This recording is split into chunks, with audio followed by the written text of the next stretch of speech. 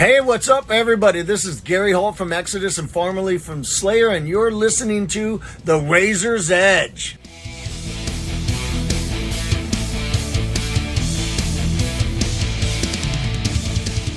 You're listening to The Razor's Edge. My name's Matt, and I'm at ArcTanGent with Joe from Urne. How are you doing? I am very good. Slightly sunburned. Just a little bit. But I'm fine. It has been a warm day, isn't it? Yeah, not so much now, but earlier on it caught me a little bit off guard. And it's the one that gets you through the cloud. You think it's cloudy, don't need to wax sun cream on. I'm having a terrible time right now. It can't be too terrible because you've just played ArcTanGent, you played to a very full tent. I was trying to watch from the back, all I could see was lights, couldn't see anyone on stage. How was that? Is that what you expected? Yeah, it was good. We had a weird technical thing. It just dropped out for like 15 seconds, and I was like, right, who the fuck am I going to have a go at later? I'm looking at the lads, I'm looking at our sound guy, but apparently we're so bloody metal that we've pushed it to the peak, and it just cut out for a second, or 15, should I say. Brilliant. But I was eyeing them up, and I was like, we got to go, we're staying in a hotel tonight, and I was like, who am I going to have to bash up? I wouldn't do that, of course, I wouldn't do that. But yeah, do you know what, it was wicked. I had some family here for the first time, which was a great feeling for me. And yeah, it was a buzz. I think we played well, and there was a few little issues, but we don't rely on any. A lot of bands here, we don't rely on any tricks to kind of get us through a show. And then yeah, it was quality. So you're not camping for the week then? You're back to the hotels? Sadly, mate, we are flying out tomorrow 6 a.m. to play Switzerland up a mountain with Exodus and Behemoth, and then we are flying back out at 6 a.m. Oh fucking.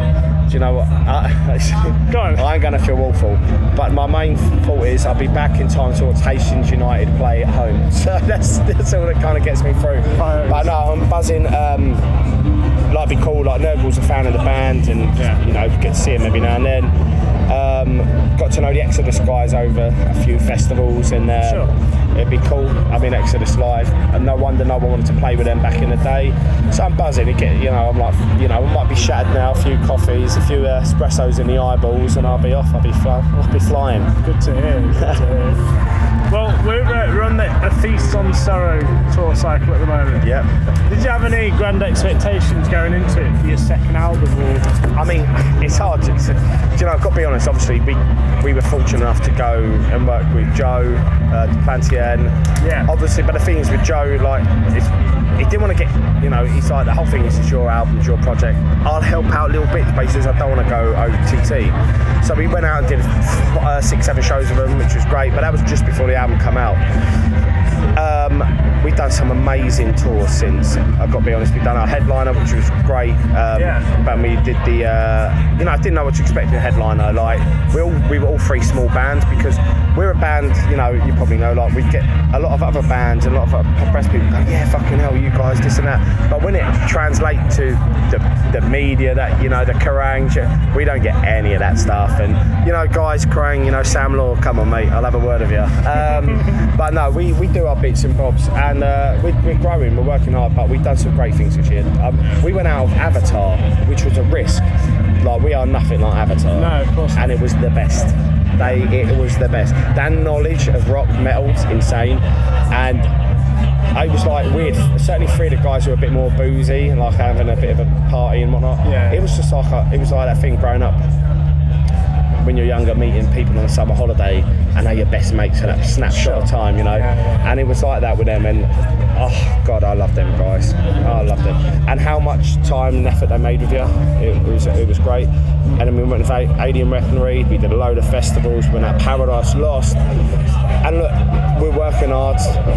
And mate, like, as I go back to the start, we worked with Joe, who's in a band who worked hard. They're just normal lads who worked hard, and that inspires me. So we just need to go out here, keep making waves, and keep being the best we can be. Absolutely.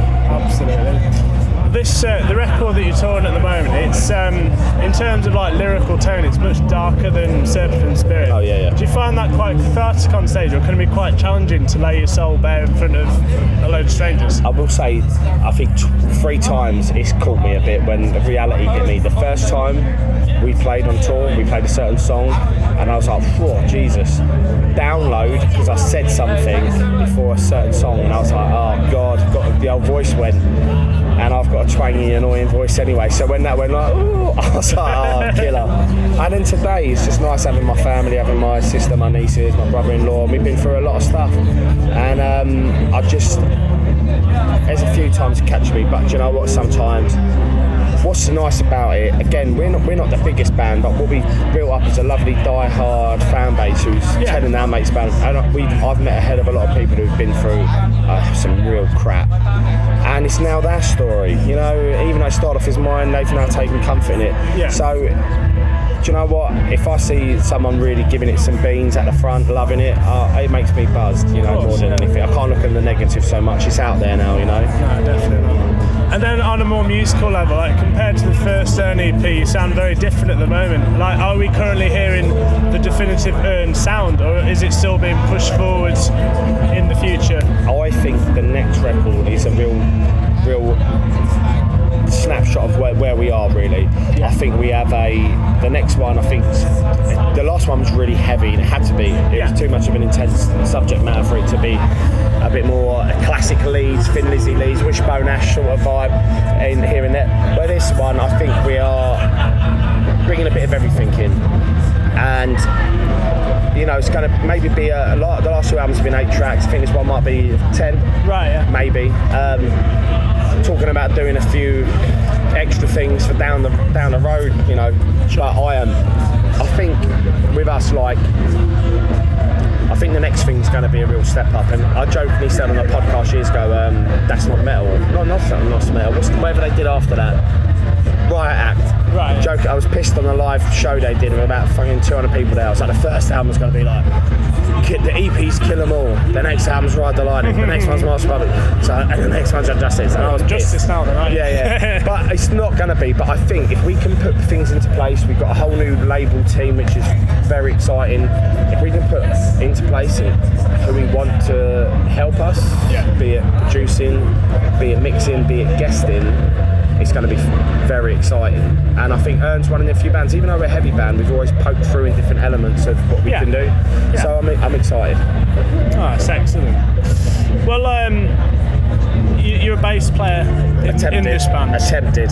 How did you start off playing bass originally? Who were your early icons? Jason Newsted is my hero. Yeah. And I started off because I met a couple of mates outside a gig, Machine Head and Sixth, years ago when I was a kid.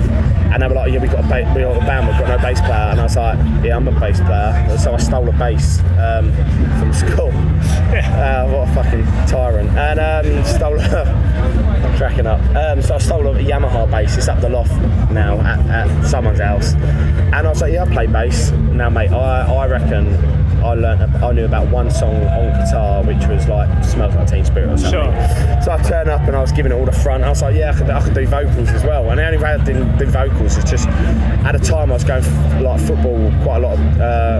A mate of mine used to go to see Fulham, and he used to be like a spare ticket, and a mate called Michael. And I used to go to him, he used to be at the front shouting. I was like, yeah, I can fucking shout. You know, I used to shout at metal gigs. And I was like, yeah, I can do vocals as well. And I was the biggest blagger. But one thing, you know, I'm an attempted bass player, but it works well for this. But my thing is what I've always been able to do is I've been able to write a riff that works well with Angus. And I'm like, I was joking earlier, I'll be like, no chord, and I'm like, now finish it, mate.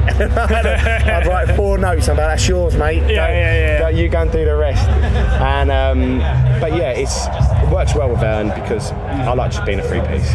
It's easy. But it's simple, isn't it? Yeah, you have guitar, bass, drums. Done. Yeah. No faffing around. And I think it makes it look cool. And it's a funny dynamic, you know, flicking up front you've got a white ginger lad with a little Filipino boy, and at the back you've got like a fucking like a South African boy, and it's a funny dynamic, and we do crack up about it. Someone took a picture of us in like in the summer. It was like fucking I'm standing in the middle, pitch like fucking white as anything. and the other 2 boys are either side of me, and I was like, fucking hell. So it makes it look cool, and obviously I love what we do. I love the boys. I love the background, and it's a buzz doing it, and it's a buzz doing it to things like this. You know, we're working hard. You know. At a festival, what's the festival food you tend to go for when you're wandering around the food stalls? Mate, you know, people might be shocked. They look at me. I don't eat meat. So I play it safe sometimes. I'll have chips. A couple of years and years ago, I had Chinese at a gig, and I got the old 2 bob bits, mate. I had a terrible time the next day. That one's for Cat. So I had a terrible time the next day, and so I'll try and play it safe. But if we got a rider, like usually we got catering at whatever time it is. Yeah. We're gonna eat after this. So usually it's great, you know. So, but if I do, I play it safe, play it chips, because I've had some traumatic times. Do you know what I mean? Life or death situations. So yeah. It's always the dodgy Chinese. Yeah, mate. Always. Straight away as well. So oh my fucking god. Brilliant. Well, who else are you hoping to catch while you're here? Mate, killer. Obviously, we're doing press. I would love to see Baroness. You know, so I'd love to see Baroness. That would have been a bit of a buzz for me. Textures. We played 3 festivals with Textures. I've not seen them at all. Yeah. But after this, we're going to have dinner, and we've got to fly. But like I say, we've got to go down straight to off. Gatwick. Yeah, it's a bit of a killer, but it is what it is. And but there's some good bands on this festival. You know, so there's some proper bands on this festival, which is great. And I just hope everyone has the best of time. We had a great time, and let's hope it carries on. Absolutely. Thank you for your time. It's been a pleasure to speak to you. Sweet. And say hello to my darling. So sweet. We'll have that passed on, no worries. Yeah. Fantastic. All right, well, this has been Urne at ArcTanGent.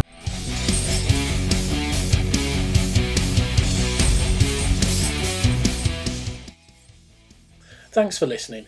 Make sure you keep up to date with future episodes by subscribing to our channels.